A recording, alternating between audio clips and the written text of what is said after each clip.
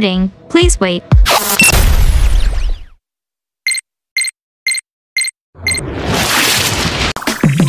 Noong unang panahon, ang pinagkukunan ng pagkain ng mga tao ay ang dagat at bukid lamang.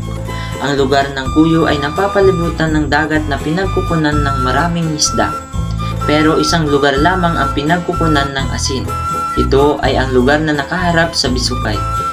Dahil sa pangangailangan ng mga tao, palagi silang pumupunta sa lugar at nakikipagpalitan sila ng mga prutas at mga kamuting kahoy sa gumagawa ng asin.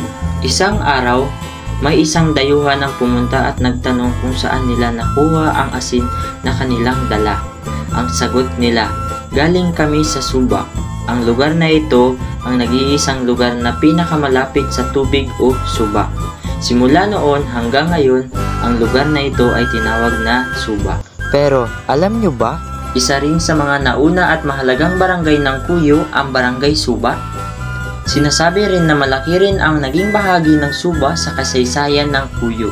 Sa barangay nagsimula ang pangalan ng Kuyo o ang alamat ng Batong Kuyo na matatagpuan sa may timog na bahagi ng Suba.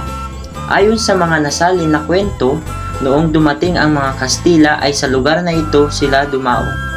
May mga katutubo na nakakita sa kanila at sa pagmamadali na makapagtago ay may naiwan o nahulog na mga saya.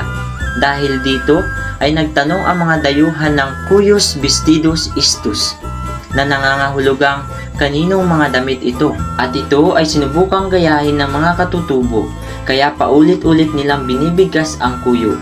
Inakala ng mga dayuhan na ang sinasabi ng mga katutubo ay ang pangalan ng mga bato, kaya nagkaroon ng tinatawag na batong kuyo at nang lumaon ay naging kuyo na lamang.